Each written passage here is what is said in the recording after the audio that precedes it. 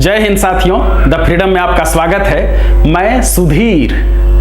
साथियों, हम लोग अभी टीपू सुल्तान पर चर्चा कर रहे हैं और टीपू सुल्तान पर केंद्रित वीडियो का ये तीसरा और अंतिम भाग है।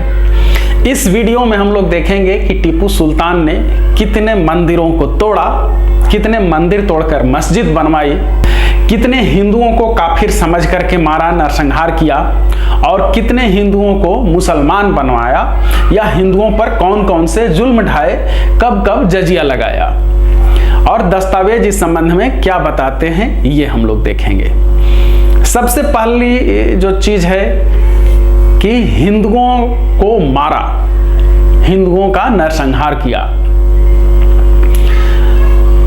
हम लोग आज जो भारत देखते हैं, टीपू सुल्तान के युग में वह भारत नहीं था, या अंग्रेजों के जाने से पहले तक कह लीजिए। टीपू सुल्तान के दौर में स्थिति और भी बिल्कुल अलग थी। छोटी छोटी रियासतें थी, ढेर सारी। एकीकृत भारत का कोई स्पष्ट कॉन्सेप्ट नहीं था, कोई इस तरह से नहीं था कि हाँ एक पूरा भारत है और सभी राज्य मिलकर के एक संघ हैं। अपने अपने रियासतों के ढेर सारे राजा होते थे। कभी कभी जब कोई बादशाह या राजा मजबूत हुआ तो उसने एकीकृत करने की कोशिश की कि रियासतें रहें लेकिन एक कोई मजबूत सत्ता के अधीन रहें। अशोक के समय में ऐसा हुआ, अकबर के समय में ऐसा हुआ, समुद्रगुप्त के समय में ऐसा हुआ। तो ये कभी कभार ही हुआ, ऐसे अधिकतर हुए छोटी छोटी रियासतें रही। जब भी अगर एकीकृत भी हुआ तो शासक कमजोर जब पड़ा तो फिर ये अलग अलग अपने आप को स्वतंत्र घोषित ये रियासतें कर देती थी और इन रियासतों के बीच लगातार युद्ध होते रहते थे। और युद्ध जो होता है वो हमेशा दो राजा के बीच होता था, या दो सरदार के बीच कह लीजिए, दो नवाबों के बीच कह लीजिए। और इसमें धर्म का सिर्फ सहारा लिया जाता था अपने सिंहासन को मजबूत करने के लिए। हर युग में राजा सिर्फ राजा होता है और उसे सिर्फ सिंहासन चाहिए। धर्म का इस्तेमाल करता है अपनी कुर्सी को मजबूत बनाने के लिए। इतिहास हमें बताता है कि जो मजबूत राजा हुए, जो बहुत अधिक महान राजा हुए, वो अपने कर्मों से महान हुए। उन्होंने प्रजा के लिए इतना कुछ किया कि उन्हें धर्म की आड़ लेने की जरूरत नहीं पड़ी। दूसरी ओर इतिहास हमें यह भी बताता है कि जो राजा निकम्मा होता था, जिसके पास कोई विजन नहीं होता था, लेकिन उसे अपनी गद्दी तो बचाए रखनी है, तो वो अपनी गद्दी, अपना सिंहासन बचाने के लिए धर्म का सहारा लेता था। औरंगजेब इसका सबसे बड़ा उदाहरण है। वो खुद को कहता था कि मैं फकीर हूं, टोपियां सी करके मैं काम चलाता हूं और कुरान को लिख करके। लेकिन सिंहासन के लिए जिसने अपने सभी भाइयों की हत्या की, अलग अलग षड्यंत्र के तहत अपने पिता को जेल में डाला, वो फकीर हो सकता है। सिंहासन के लिए जिसने ऐसे जघन्य कांड किए, वो फकीर नहीं हो सकता है। लेकिन उसे अब इन पापों को छुपाना था, निकम्मा था, उसने प्रजा की भलाई के लिए भी कुछ ऐसा नहीं किया जिसे बहुत याद रखा जा सके। तो उसके लिए जरूरी था कि वो धर्म का सहारा ले।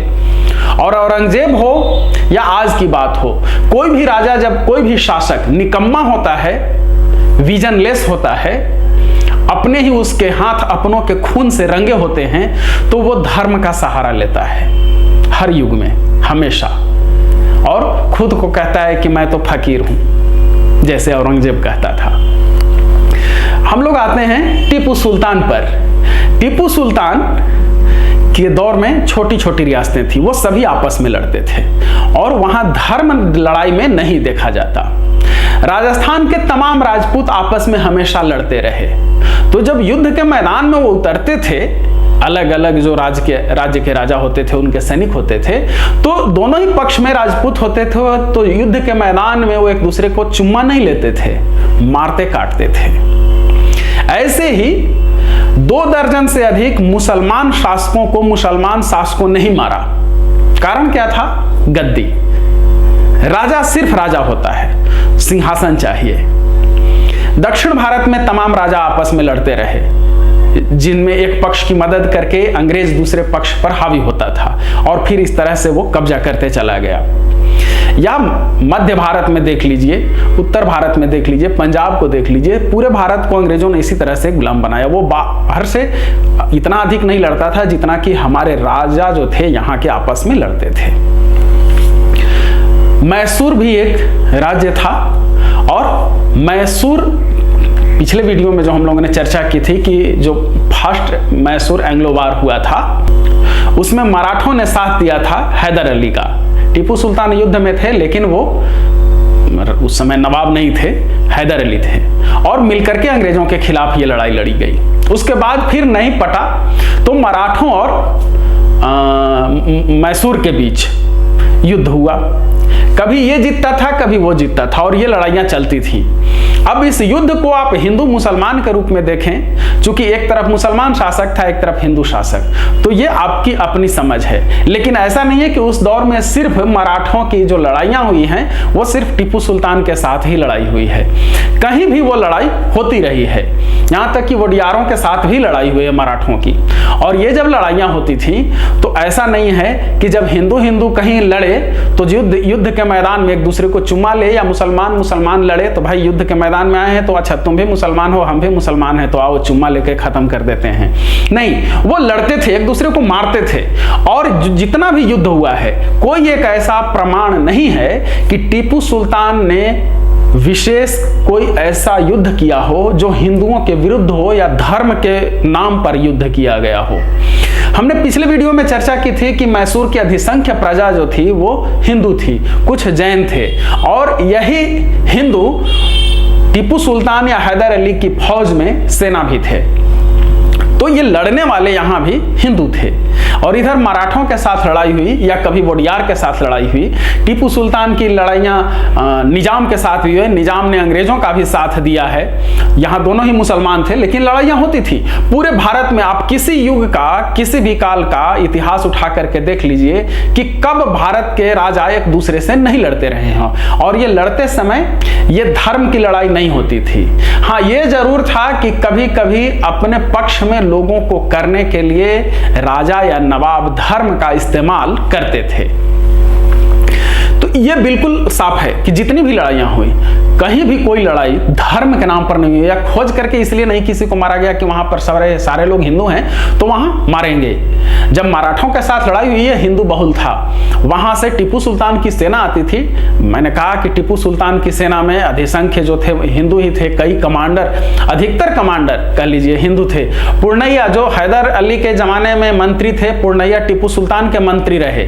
इस तरह से हम देखते हैं कि ये धर्म का जो रंग है ये ऊपर से जबरदस्ती एक परत चढ़ाई गई, नहीं तो लड़ाइयां ये हमेशा होती रही हैं। टीपू सुल्तान को अगर हिंदुओं से वैर होता तो सबसे पहले हिंदुओं को मारने के लिए मैसूर ही काफी था।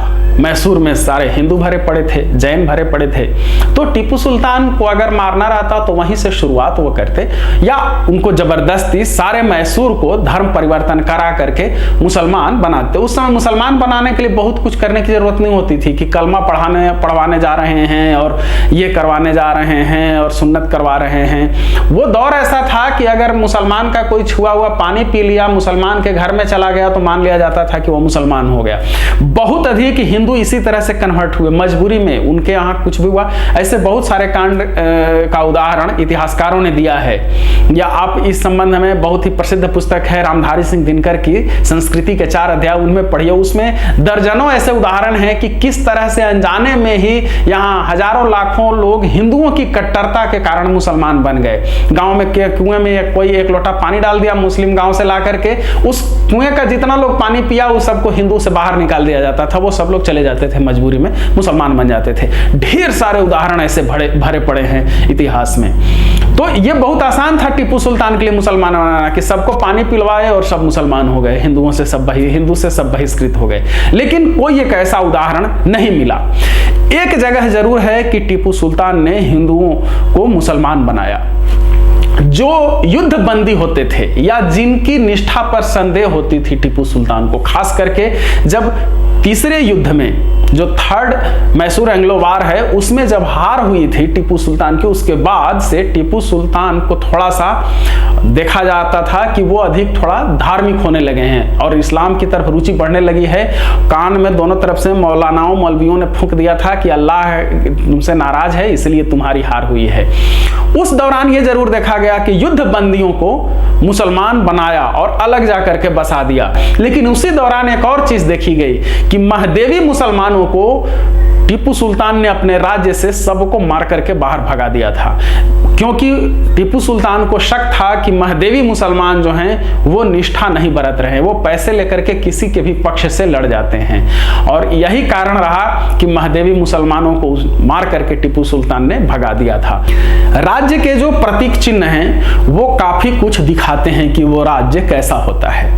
जैसे देखिए, हम लोग भारत में तिरंगा झंडा फहराते हैं, 3 रंग का झंडा है, उसमें केसरिया भी है, हरा भी है, सफेद भी है। धार्मिक विविधता, अपना अपना अर्थ तो और निकालते ही हैं, लेकिन धार्मिक विविधता भी ये दर्शाता है। पाकिस्तान का झंडा देख लीजिए, वो चूंकि वो कट्टर इस्लामिक देश है तो उसके यहाँ वो इस्लामिक झंडा है। हम धर्मनिरपेक्ष हैं, हमारे देश में सभी धर्मों को आदर दिया जाता है, तो हमने तिरंगा झंडा बनाया।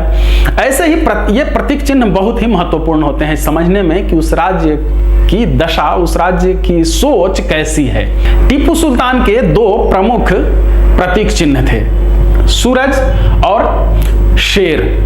सूरज हैदर अली के जमाने से ही प्रतीक चिन्ह मान लिया गया था। याद रखिए, सूरज आमतौर पर कोई मुसलमान अपना प्रतीक चिन्ह नहीं बनाता, वो चांद सितारा प्रायः अपने झंडों पर या जो कुछ भी जहां निशानी देनी होती है चांद सितारे ही रखते हैं, लेकिन सूरज को टीपू सुल्तान ने अपना प्रतीक चिन्ह बनाया।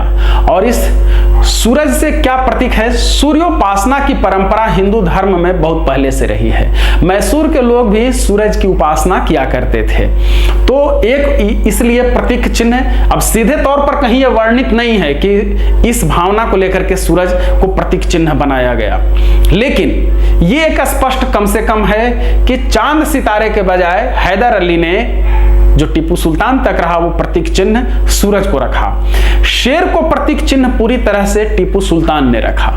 शेर को भी आमतौर पर कहीं इस्लाम में प्रतीक के चिन्ह, प्रतीक के तौर पर नहीं रखा जाता। हजरत अली को जरूर कहा जाता था, खुद मोहम्मद साहब कहते थे कि खुदा का सबसे बहादुर शेर है ये, तो हजरत अली को खुदा का शेर की उपाधि देते थे। अदरवाइज कहीं और शेर वगैरह का बहुत अधिक जिक्र नहीं मिलता, लेकिन टीपू सुल्तान ने शेर को रखा। शेर का हिंदू धर्म में बहुत बड़ा महत्व हमेशा रहा, वीरता का प्रतीक रहा है, और हिंदुओं की सबसे अधिक प्रसिद्ध पूजनीय देवी दुर्गा की सवारी शेर माना जाता है। शेर को लेकर के हिंदुओं की कहीं अधिक भावना, मुसलमानों से अधिक हिंदुओं की भावना जुड़ी हुई है, और ये दोनों ही प्रतीक चिन्ह टीपू सुल्तान के सभी सामान पर लगभग अंकित थे, जो आज भी लंदन के म्यूजियम में रखे हुए हैं और वहां पर ये हैं। यहां तक कि झंडा भी जो टीपू सुल्तान का है उस पर भी शेर का निशान है और सूरज का निशान है, जिस बाद में उस प्रतीक चिन्ह को सुभाष चंद्र बोस ने पहले वीडियो में जो चर्चा हुई थी अपनाया था। अब बात आती है कि टीपू सुल्तान ने कितने मंदिरों को तोड़ा। मैसूर की राजधानी थी श्रीरंगपट्टनम भी इसको कहते हैं, और वहां का सबसे प्रसिद्ध मंदिर था रंगनाथ मंदिर। रंगनाथ मंदिर के दस्तावेज बताते हैं कि टीपू सुल्तान का जब तक शासन रहा, उस मंदिर का पूरा खर्च टीपू सुल्तान उठाते थे। रंगनाथ मंदिर का, टीपू सुल्तान का महल भी उस मंदिर से सटे हुए बना हुआ था। एक नवाब को अपना महल बनाने के बहाने भी मंदिर तोड़ देना बहुत आसान बात थी एक नवाब के लिए, लेकिन मंदिर को तोड़ने के बजाय आजीवन जब तक जिंदा रहे टीपू सुल्तान पूरा खर्च देते रहे। वहीं उसी से सटे हुए उस जगह को उन्होंने माना कि ये सबसे अधिक पाक जगह है, पवित्र जगह है, क्योंकि यहाँ पर रंगनाथ मंदिर है, और इसलिए वहीं पर अपना महल बनवाया। बाद में ये हुआ कि हम भाई नमाज कहाँ पढ़ेंगे, तो महल से ही सटे हुए एक छोटी सी मस्जिद भी बनवाई, जहां वो शुक्रवार को नमाज पढ़ने जाते थे। तो एक तो यह है रंगनाथ मंदिर का पूरा खर्च उठाया जिंदगी भर। दूसरा है मैसूर राज्य के जो सरकारी दस्तावेज अब तक जो सुरक्षित हैं वो बताते हैं कि मंदिर, मस्जिद, मठ और कब्रगाह इन सब के लिए टीपू सुल्तान ने बहुत अधिक संपत्ति और जमीन दान में दी थी। ये दस्तावेज अब भी कोंजी कोड के अभिलेखागार में रखे हुए हैं। इन दस्तावेजों में यह भी बताया गया है कि धार्मिक स्थलों के लिए, मंदिर, मस्जिद, मठ और दरगाह के लिए जितनी भी जमीनें दी उसमें साफ तौर पर यह आदेश दिया गया था कि इन जमीनों से का लगान नहीं लिया जाएगा। बेलगानी वो जमीनें दी थी। रंगनाथ मंदिर अब भी है श्रीरंगपट्टन में, और वहां वो चांदी के बर्तन अब भी हैं जिन्हें टीपू सुल्तान ने मंदिर में दान में दिए थे। तो अगर दस्तावेजों के अलावा कोई सामान देखना चाहें तो अब भी जाकर के रंगनाथ मंदिर में देख सकते हैं। चांदी के वहां जो बर्तन है वो लिखा हुआ है, वहां बताया गया भी है कि ये टीपू सुल्तान द्वारा दान दिए गए बर्तन हैं। इसके अलावा यह भी वर्णन है कि नंजनगुड में स्थित नंजुदेश्वर मंदिर में टीपू सुल्तान ने कीमती पत्थर से बना शिवलिंग स्थापित करवाया था, और वो अब भी है। मैसूर में स्थित शिलालेख बताते हैं टीपू सुल्तान ने मेलुकोट में नारायण स्वामी मंदिर को हाथियों और चांदी के बर्तन उपहार में दिए थे, और वो शिलालेख अब भी हैं। मैसूर में श्रृंगेरी मठ था, और श्रृंगेरी मठ से हैदर अली और टीपू सुल्तान दोनों का ही गहरा रिश्ता रहा है। वहाँ के जो मठाधीश थे उन्हें दोनों ही, हैदर अली हो या टीपू सुल्तान हो, दोनों ही जगत गुरु कह करके सम्मान देते थे और उन्हें जगत गुरु शंकराचार्य मानते थे। श्रृंगेरी मठ को टीपू सुल्तान ने कीमती वस्त्र और चादर, चांदी की पालकी और चमर चांदी का ही उपहार में दिया था। अब देखिए 1792 में इसी श्रृंगेरी मठ पर मराठों ने हमला किया। देखिए राजा कैसे राजा सिर्फ होता है। श्रृंगेरी मठ को टीपू सुल्तान का संरक्षण मिल रहा है और मराठों ने हमला किया 1792 में श्रृंगेरी मठ पर, और बहुत अधिक वहां तोड़फोड़ की, वहां लूटपाट की। इसके बाद टीपू सुल्तान ने एक पत्र में लिखा था, इसके दोषियों को कलयुग में बहुत जल्द अपने पापों का फल भोगना होगा। गुरुओं के साथ धोखे के परिणाम स्वरूप निश्चय ही इन लोगों के वंश का नाश हो जाएगा।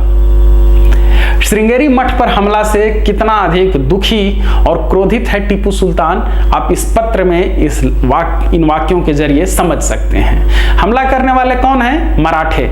इसका यह मतलब नहीं है कि जो मराठे थे वो हिंदुओं के खिलाफ थे या हिंदुओं से लड़ते थे, नहीं। वो उनके लिए वो दो एक रियासत थी, और एक राजा जब दूसरे राजा पर चढ़ाई करता था तो वहां लूटपाट तो करता ही था, वहां के धार्मिक जो प्रतीक थे, जो धार्मिक इमारतें थी, उन्हें भी नुकसान पहुंचाते थे।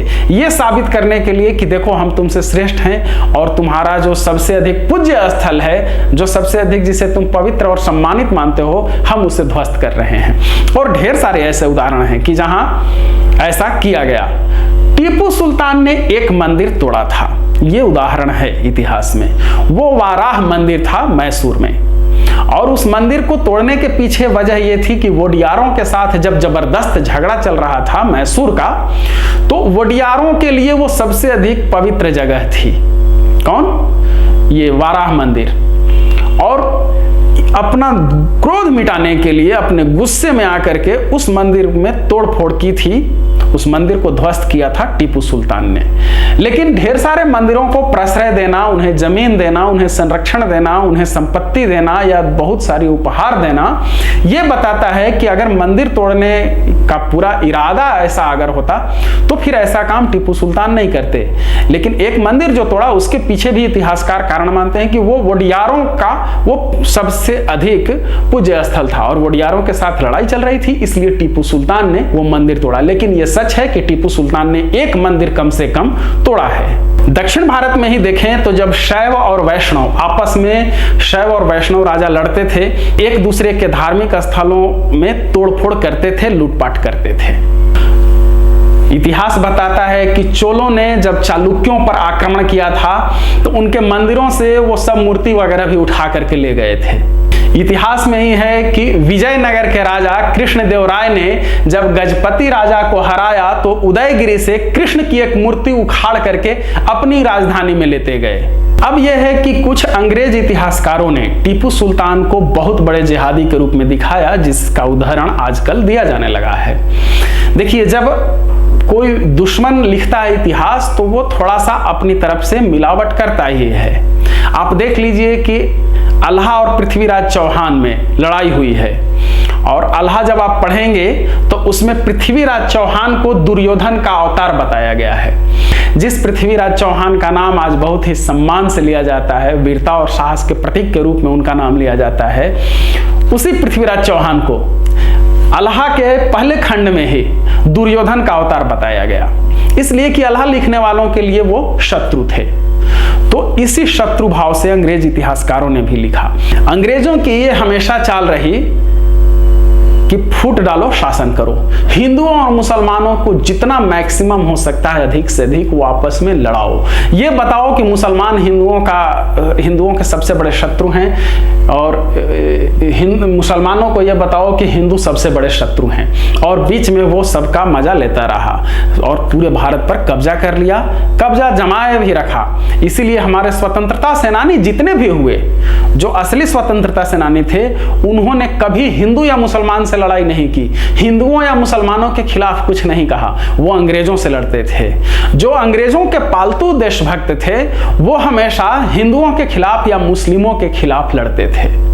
ये इतिहास का सबक है। तो अब आपको तय करना है कि रंगनाथ मंदिर को संरक्षण देने वाला, श्रृंगेरी मठ को हर तरह से संरक्षण देने वाला, बहुत सारे मंदिरों और मठों के लिए जमीनें और धन संपत्ति का दान करने वाला शासक, जिसकी पूरी प्रजा हिंदू है, जिसकी सेना में हिंदू हैं, जिसके सेना के सिपह सलार हिंदू हैं, जिसका मंत्री हिंदू है, वो टीपू सुल्तान कैसा शासक रहा होगा।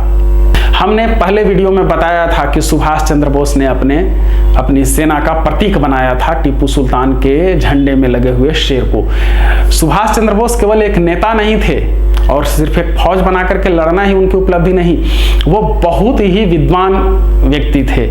आईसीएस की परीक्षा में चौथा स्थान उन्हें मिला था।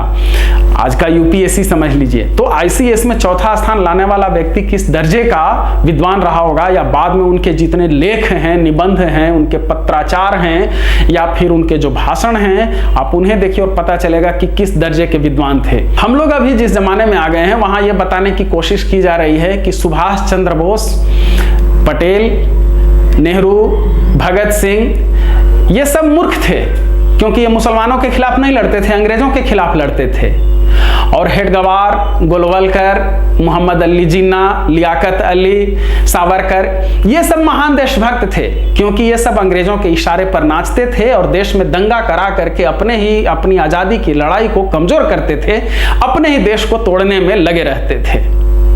मेरी कोशिश होती है कि मैं तथ्यों के अलावा अपनी तरफ से कुछ न कहूं, लेकिन सिर्फ एक संदेश अंत में दे रहा हूं। औरंगजेब से बचिए, हर युग में, हर काल में, क्योंकि औरंगजेब अपने दौर का सबसे निकम्मा, सबसे दृष्टिहीन शासक था, जो अपने ही भाइयों को मार करके शासक बना था, बादशाह बना था, और लोगों से कहता था कि मैं तो फकीर हूं। हर वो शासक जिसके हाथ अपनों के खून से रंगे होते हैं, जो निकम्मा होता है, वो अपनी गद्दी बचाने के लिए धर्म का सहारा लेता है। औरंगजेब से बचिए। फिर मिलेंगे अगले वीडियो में। धन्यवाद। जय हिंद। इनकलाब जिंदाबाद।